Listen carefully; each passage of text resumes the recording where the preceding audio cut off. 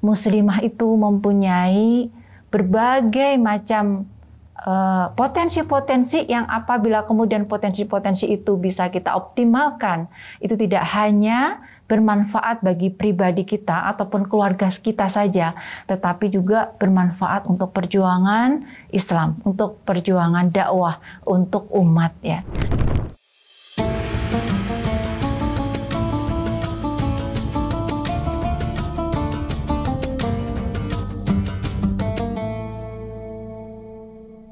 Assalamualaikum warahmatullahi wabarakatuh.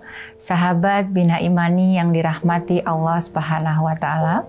Alhamdulillahirabbil alamin. Segala puji hanya bagi Allah Subhanahu wa taala yang telah memberikan berbagai kenikmatan kepada kita yang tidak bisa kita hitung satu persatu, terutama nikmat iman, nikmat Islam, nikmat kesehatan, nikmat kesempatan beribadah di bulan Ramadan ini.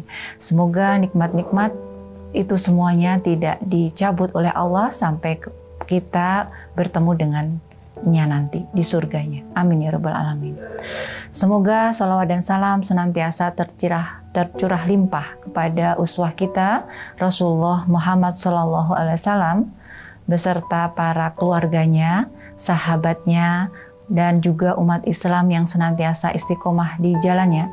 Dan semoga kita termasuk orang-orang yang kelak akan mendapatkan syafaat dari beliau, menjadi tetangga beliau di Jannatul Firdaus. Amin ya rabbal alamin.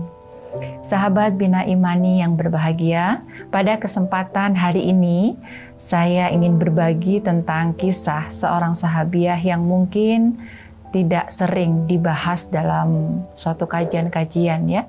Beliau bernama Nusaibah binti Ka'ab. Sahabat Nusaibah binti Ka'ab ini termasuk sahabiah yang awal-awal masuk Islamnya. Ya. Beliau termasuk satu dari dua wanita yang memberikan baiatnya kepada Rasulullah Muhammad SAW pada baiatul Aqobah kedua pada tahun ke-12 kenabian.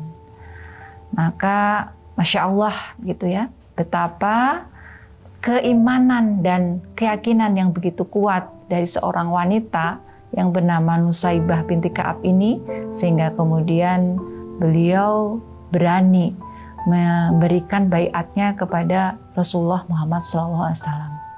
Ada beberapa sifat-sifat mulia beliau yang bisa kita teladani, yang bisa kita jadikan inspirasi. Yang pertama adalah sifat keberanian beliau. Selain kemudian beliau juga berani mengambil baiat, berani melakukan baiat kepada Rasulullah Muhammad SAW.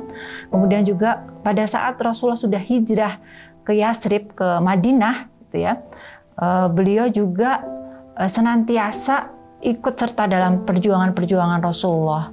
Salah satunya adalah beliau ikut dalam perjuangan perang Uhud, ya, perang Uhud. Pada saat itu posisi beliau sebenarnya di bagian logistik ya, bersama dengan muslimah-muslimah yang lain.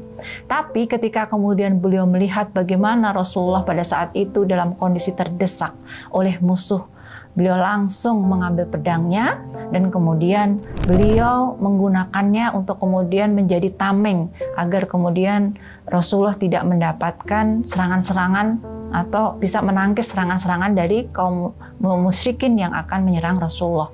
Pada saat perang Uhud itu, Nusaibah mendapatkan 12 luka yang inilah yang akhirnya oleh Rasulullah didoakan agar kemudian Nusaibah dan anak-anaknya masuk surga ya.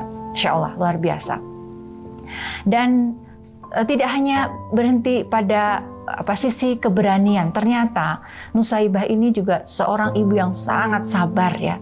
Ketika kemudian beliau harus merelakan anak-anaknya syahid di medan peperangan. Bahkan beliau kemudian ikut ya menyaksikan bagaimana anaknya, salah satu anaknya disiksa oleh nabi palsu yaitu Musailamah Al-Kadzab ya.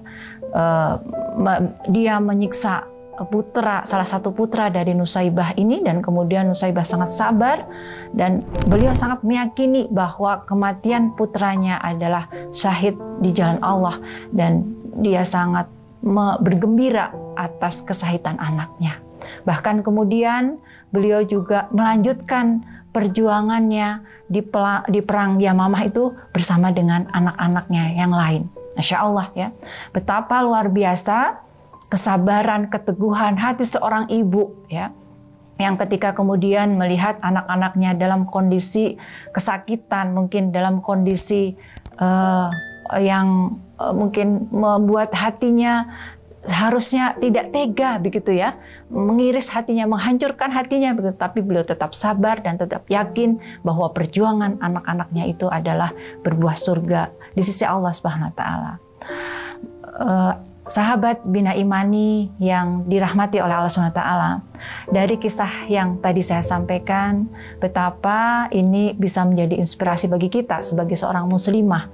Ternyata muslimah itu mempunyai berbagai macam potensi-potensi yang apabila kemudian potensi-potensi itu bisa kita optimalkan, itu tidak hanya bermanfaat bagi pribadi kita ataupun keluarga kita saja, tetapi juga bermanfaat untuk perjuangan Islam, untuk perjuangan dakwah, untuk umat ya.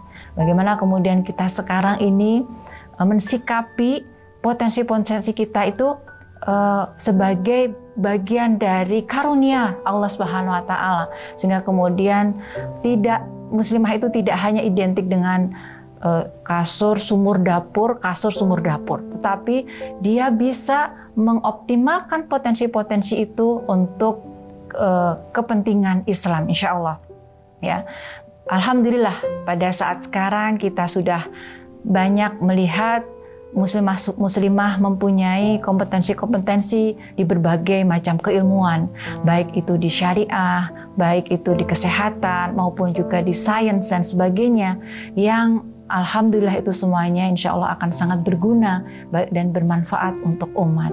Insya Allah ketika kemudian setiap kita muslimah bangkit ya, bahwa kita mempunyai tanggung jawab, tidak hanya tanggung jawab secara pribadi saja, tapi juga kita mempunyai tanggung jawab keumatan, bahwa kita sebagai seorang muslimah juga punya peran sosial, tidak hanya sebagai domestik saja, tidak peran-peran domestik yang di dalam rumah tangga kita saja, tapi juga kita punya peran sosial yang itu ketika kemudian kita optimalkan tanpa kemudian mengganggu peran-peran domestik kita, kodrat kita di rumah, maka insya Allah peran-peran sosial kita itu akan menjadi pahala jariah, akan menjadi salah satu sarana kita untuk kemudian mencapai surga Allah, insya Allah.